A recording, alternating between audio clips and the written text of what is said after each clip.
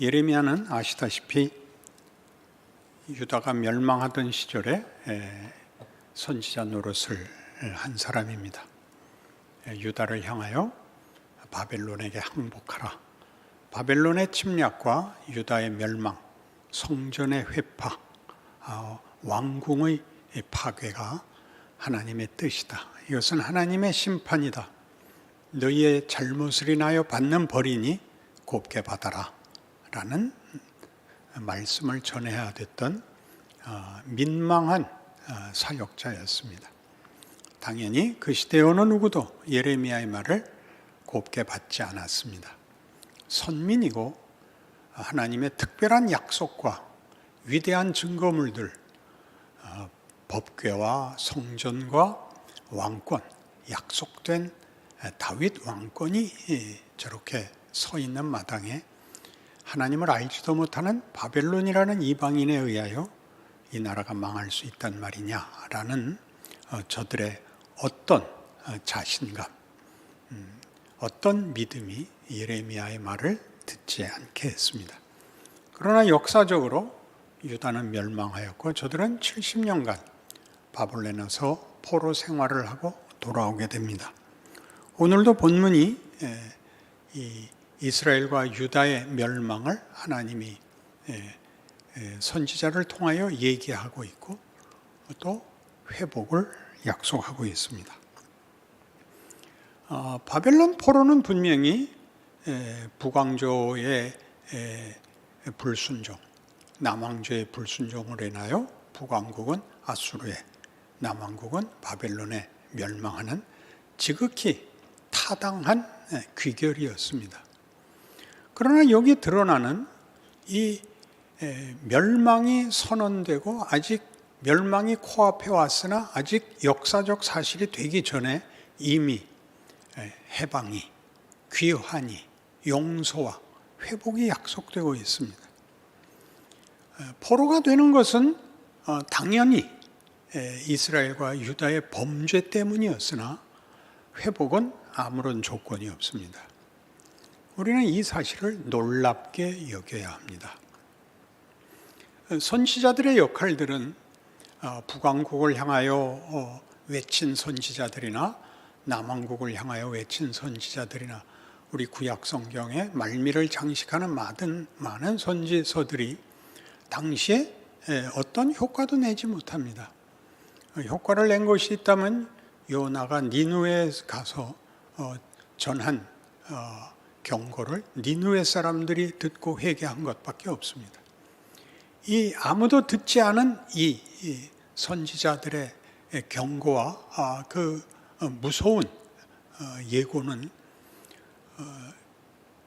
이스라엘 백성들의 회개를 만들어내지 못했을지언정 이 잡혀가는 비극이 이스라엘과 유다의 운명이 아니다. 이것은 하나님이 허락하신 것이고 비극과 멸망으로 끝나지 않는다라는 것을 이미 암시하고 있는 것입니다. 실제로 역사가 그랬듯이 고레스 왕 때 유다는 회복되어 돌아옵니다. 그러니 이 일에 우리가 보는 어떤 논리적 연속성, 이스라엘도 하나님을 외면해서 벌을 받고 유다도 하나님을 외면해서 벌을 받는다 하는 당연한 우리가 변명할 수 없는 역사적 귀결과 저들의 회복이 갖는 불연속성, 논리적이지 않은 이 약속과 역사적 결말, 그들은 돌아옵니다. 그러면 우리가 이 호세아 11장에 가면 하나님께서 호세아를 보내 북왕조 이스라엘을 꾸중할 때는 이렇게 꾸중하셨습니다. 호세아 11장 1절부터 보죠. 이스라엘이 어렸을 때 내가 사랑하여 내 아들을 애굽에서 불러냈거늘 선지자들이 그들을 부를수록 그들은 점점 멀리하고 바알들에게 제사하며 아로새긴 우상 앞에서 분향하였느니라. 그러나 내가 에브라임에게 걸음을 가르치고 내 팔로 안았음에도 내가 그들을 고치는 줄을 그들은 알지 못하였도다. 내가 사람의 줄 곧 사랑의 줄로 그들을 이끌었고 그들에게 대하여 그 목에서 멍에를 벗기는 자같이 되었으며 그들 앞에 먹을 것을 두었노라. 그들은 애굽 땅으로 되돌아가지 못하겠거늘 내가 내게 돌아오기를 싫어하니 아수르 사람이 그 임금이 될 것이라. 칼이 그들의 성읍들을 치며 빗장을 깨뜨려 없이 하리니 이는 그들의 계책으로 말미암음이니라. 내 백성이 끝끝내 내게서 물러가나니 비록 그들을 불러 위에 계신 이에게로 돌아오라 할지라도 일어나는 자가 하나도 없도다. 에브라임이여 내가 어찌 너를 놓겠느냐? 이스라엘이여 내가 어찌 너를 버리겠느냐?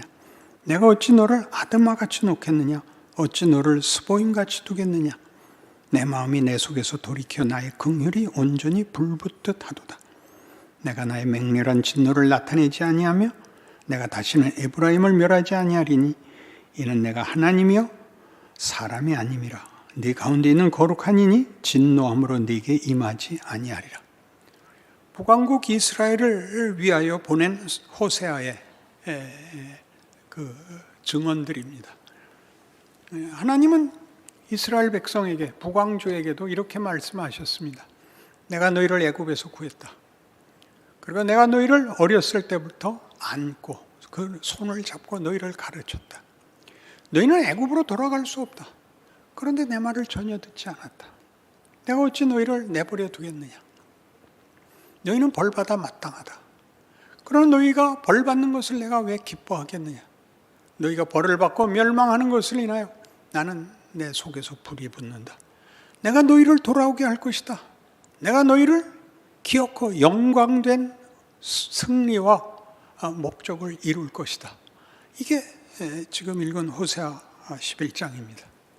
애굽으로는 돌아가지 못합니다. 우리가 아는 이스라엘의 역사에서 가장 중요한 출애굽은 되돌아갈 수 있는 곳이 아닙니다. 거기서는 나왔습니다. 우리 쉽게 신약 시대의 이해를 가지고 보자면 죄로부터 사망으로부터 구원함을 얻습니다. 아무리 잘못해도 사망으로 죄악된 자리로 돌아가지 못합니다.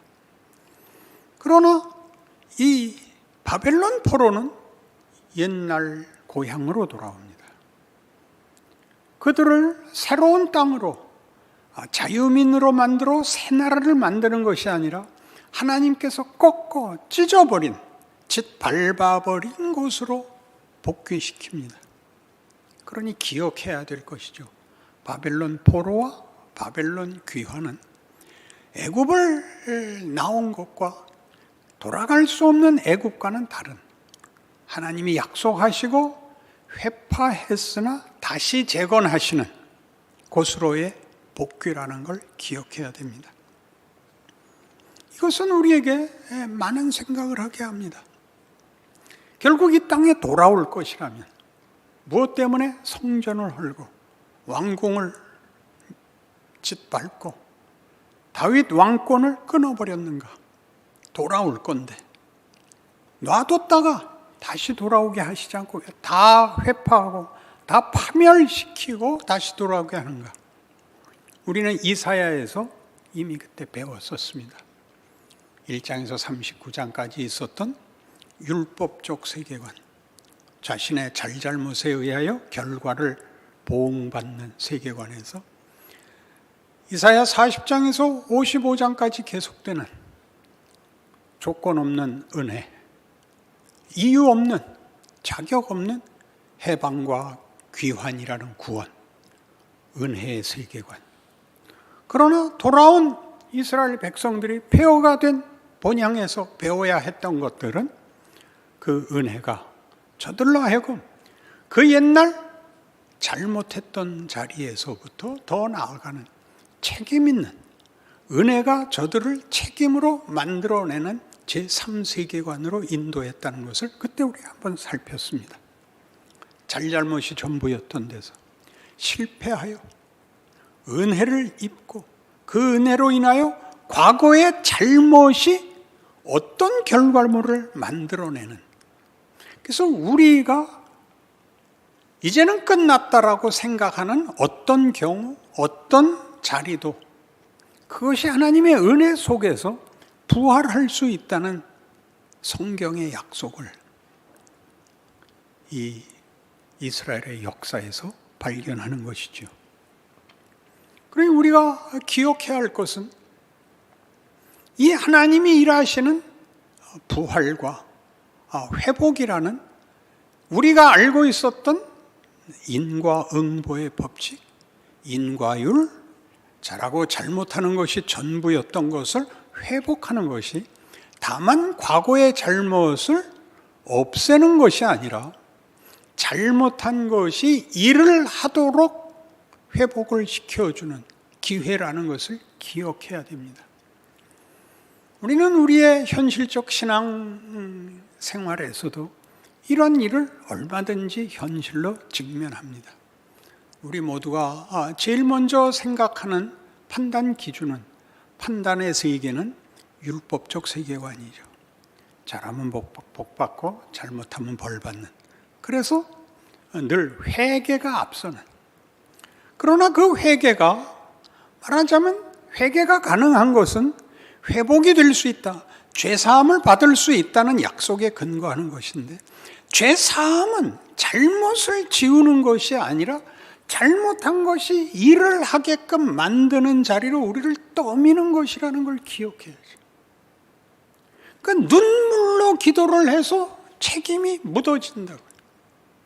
잘못을 낱낱이 까불려서 자기 책임이 끝나버리고 그것이 일을 하도록 죄사함이 허락되고 기도가 연락되는 이유, 이 책임의 자리, 그 과거가 나한테 경험이 되고 지혜가 되고 실력이 되는 자리로 가지를 못한다고요.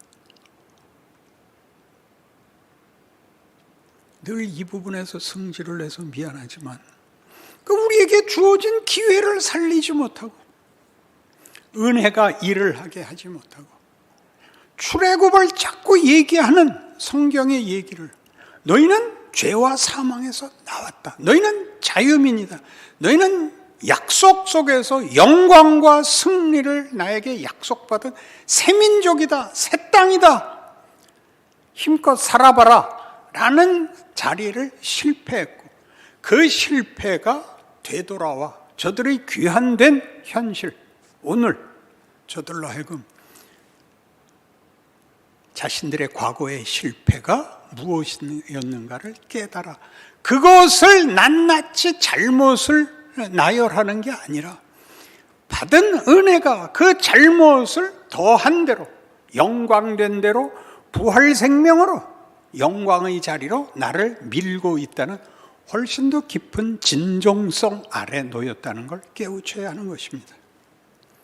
그러니 우리가 이 문제들을 이사야 1장 같은 걸 시작할 때 이렇게 하죠. 하늘이여 들으라, 땅이여 내게 귀 기울이라. 내가 자식을 양육하였거늘 저것들이 한 번도 내 말을 듣지 않고 나를 버리고 멀리 떠나 매를 맞고 매를 맞아 온몸이 상처투성이인데도 돌아오지 않는다. 그런 하나님의 애타는 절규는 하나님이 우리에게 무엇을 요구하고 무슨 목적을 갖고 있느냐에 대한 것인데, 우리는 잘잘못의 이분법에서 벗어나지 못해서 신앙생활을 어떻게 해야 되는지를 모릅니다. 지금이 기회인 걸 모릅니다. 바벨론 포로가 했던 건 뭡니까? 바벨론 포로가 했던 일은 저들이 하나님 모르는 세상에 가서, 오직 폭력밖에 가진 것이 없는 세상에 가서 드디어 하나님의 요구와 하나님의 목적이 얼마나 굉장한 것인가를 깨우치게 됩니다. 하나님이 없는 것은 공포밖에 없다는 걸 알게 되고, 그리고 평생을 다만 두려움 속에서 떨어야 되고, 자기네들이 가졌던 약속은, 율법은 자기들에게 어떤 명예와 어떤 권세와 어떤 기회로 주어진 것인지 자각하게 만들었던 것입니다. 바벨론 포로의 역사적 의의죠. 우리 생에서 우리가 실패하는 일들이 우리로 하여금 지혜와 분별과 그리고 명예와 위대함으로 나아가는 것들로 쌓여지지 않고 그저 밤낮 과거를 지우는데, 흠결을 없애는데 머물러 있게 만들므로써 우리는 스스로에 대한 적극적인 자신감, 긍정적인 한 신앙인의 인생이 가지는 소망과 기회에 대하여 스스로 문을 닫고 맙니다. 지금은 코로나 시대입니다. 그 옛날 이스라엘이 유다가 바벨론의 포로가 되어서 가서 살았던 세상이 이랬을 겁니다. 언제든지 아무런 법적 지위도 보호도 받지 못하는 포로로서의 저들의 생애는 늘 아슬아슬했을 것입니다. 우리도 지금 여러분이 증언하듯이 옛날에 모였던 때가 참 좋았다. 그때는 그게 얼마나 귀한 건지 몰랐다.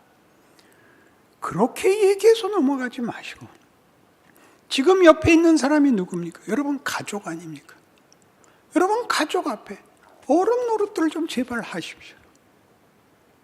짜증내고 그냥 책임을 떠밀고 고함 지르는 것이 전부인 존재에서 하나라도 더 짐을 나누고 기다리고 따뜻한 품이 되고 하는 것들을 가족 앞에서부터 해야 될 것 아닙니까? 모든 것을 다 오냐오냐 해줘라 그런 얘기로 받는 건 아니겠죠. 우린 내 가족하고 분리되어 있지 않습니다. 최소한의 이웃과 연결이 되고 있습니다. 거기서 할 줄 아는 게 아무것도 없죠. 코로나만 없어지면 다 된다고요? 이스라엘의 역사는 그들이 돌아와서 자기네들이 돌아온 게 무슨 뜻인지를 저들은 성공하지 못합니다. 그들은 다시 실패합니다. 오죽하면 마지막 선지서인 말라기에서 하나님이 누군가 성전문을 닫을 자가 있으면 좋겠다, 그런 말씀을 하시겠습니까?